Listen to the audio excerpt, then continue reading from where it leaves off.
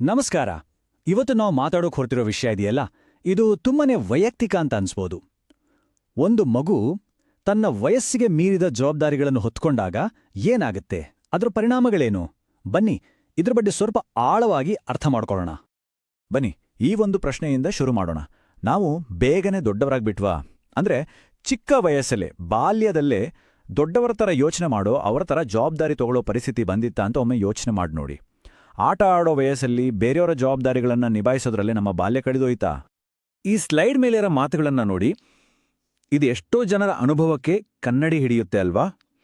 ಮನೆಯಲ್ಲಿ ದೊಡ್ಡವರನ್ನ ಸಮಾಧಾನ ಮಾಡೋದು, ಅಥವಾ ಚಿಕ್ಕ ತಮ್ಮ ತಂಗಿಯರಿಗೆ ಬಿಲ್ ಅಂದ್ರೆ ಏನು ಅಂತ ವಿವರಿಸೋದು, ಈ ಥರದ ಜವಾಬ್ದಾರಿಗಳೆಲ್ಲ ಚಿಕ್ಕ ವಯಸ್ಸಲ್ಲೇ ಹೇಗಲಿರಿದರೆ ಖಂಡಿತ ಇವತ್ತಿನ ಈ ಮಾತುಕತೆ ನಿಮಗೆ ತುಂಬಾನೇ ಹತ್ರವಾಗುತ್ತೆ.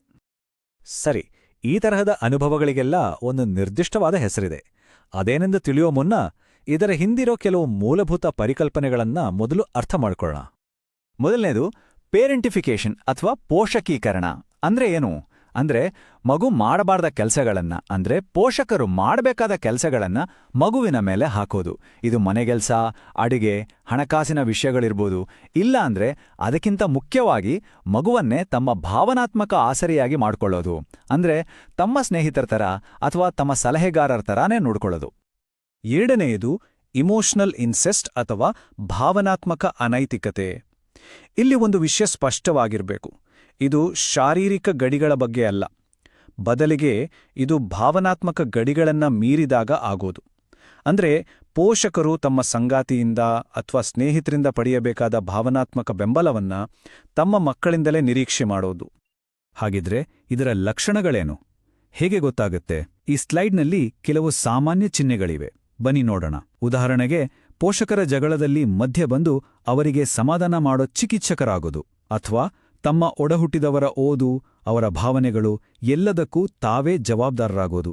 ಮನೆ ಖರ್ಚು, ಸಾಲ, ಈ ಬಗ್ಗೆ ಚಿಂತೆ ಮಾಡೋದು. ಇಷ್ಟೇ ಅಲ್ಲ, 4 ಜನರ ಮುಂದೆ ಮಾತಾಡುವಾಗ ಕುಟುಂಬದ ರಾಯಭಾರಿಯಾಗಿ ವರ್ತಿಸೋದು. ಇದರಲ್ಲಿ ಯಾವುದಾದ್ರೂ ಅನುಭವಕ್ಕೆ ಬಂದಿದ್ಯಾ ಅಂತ ಒಮ್ಮೆ ಯೋಚಿಸಿ ನೋಡಿ.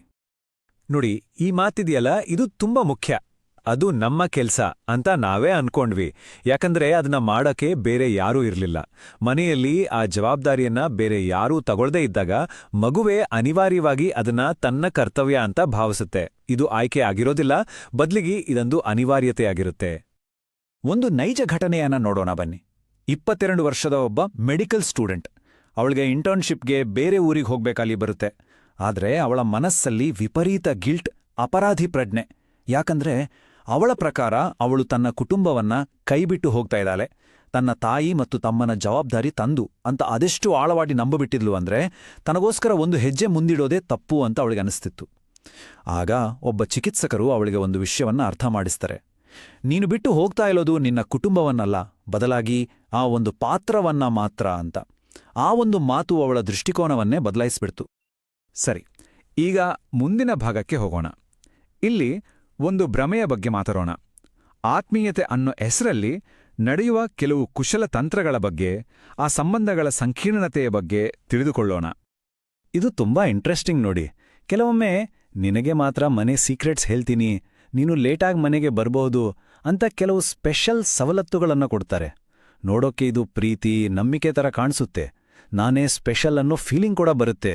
ಆದ್ರೆ ನಿಜವಾಗ್ಲೂ ಇದು ಬಹುಮಾನನ, ಅಥವಾ ಮಗುವನ್ನ ಆ ಪಾತ್ರದಲ್ಲೇ ಹಿಡಿದಿಟ್ಕೊಳ್ಳೋಕೆ ಬಳಸೋ ಒಂದು ನಿಯಂತ್ರಣದ ತಂತ್ರನ? ಈ ಮಾತುಗಳು ಕೇಳಕ್ಕೆ ಪ್ರೀತಿ ಥರನೇ ಇರುತ್ತೆ, ಆದ್ರೆ ಇದರ ಹಿಂದಿನ ಅರ್ಥ ಬೇರೆನೇ ಇರುತ್ತೆ. ನೀನು ನಿನ್ನ ವಯಸ್ಸಿಗಿಂತ ತುಂಬಾ ಮೆಚೋರ್ಡ್ ಅಂದ್ರೆ ಅದರ ಒಳಾರ್ಥ ನೀನು ಮಗು ಆಗಿರಬೇಡ, ದೊಡ್ಡವನು ಹಾಗೆ ನನ್ನ ಜವಾಬ್ದಾರಿ ತಗೋ ಅಂತ. ನೀನು ಇಲ್ಲದೆ ನಾನಿದನ್ನು ಮಾಡಕ್ಕಾಗಲ್ಲ ಅಂದಾಗ ಅದು ಸಹಾಯ ಕೇಳಿದ ಹಾಗಲ್ಲ, ಬದಲಿಗೆ ನನ್ನ ಜವಾಬ್ದಾರಿಗಳ ಭಾರವನ್ನ ನಿನ್ನ ಮೇಲೆ ಹಾಕ್ತಿದ್ದೀನಿ ಅಂತ. ನಿನ್ನ ಅಪ್ಪ ಅಮ್ಮ ಎಂಥವರು ಅಂತ ಗೊತ್ತಲ್ವಾ ಅಂದಾಗ ಅವರ ಜಗಳದಲ್ಲಿ ನಿಮ್ಮನೆ ಎಳೆ ತರಲಾಗ್ತಿದೆ ಅಂತ ಅರ್ಥ. ನೋಡಿ, ಈ ಮಾತುಗಳೆಲ್ಲ ಪ್ರೀತಿಯ ಮುಖವಾಡ ಹಾಕೊಂಡಿರುತ್ತೆ ಅಷ್ಟೇ. ಈ ಟೇಬಲ್ ನೋಡಿ, ಇದು ತುಂಬಾನೇ ಸ್ಪಷ್ಟವಾಗಿ ತೋರಿಸುತ್ತೆ. ತಾಯಿ ಮಗಲ ಸಂಬಂಧದಲ್ಲಿ ಮಗಳು ಮಿನಿಮಾಮ್ ಆಗ್ಬಿಡ್ತಾಳೆ. ಅವಳ ಮನಸ್ಸಿನಲ್ಲಿ ನಾನು ಅಮ್ಮನಿಗೆ ಸಹಾಯ ಮಾಡಿಲ್ಲ ಅಂದ್ರೆ ಅಮ್ಮ ಕುಸಿದು ಹೋಗ್ತಾರೆ ಅನ್ನೋ ನಂಬಿಕೆ ಬೇರೂರುತ್ತೆ. ಅದೇ ತಾಯಿ ಮಗನ ಸಂಬಂಧದಲ್ಲಿ ಮಗ ಬದಲಿ ಸಂಗಾತಿಯಾಗಿ ಅಮ್ಮ ನಂಬೋದು ನನ್ನನ್ನೊಬ್ಬನೇ ಅಂತ ಅನ್ಕೊಳ್ತಾನೆ.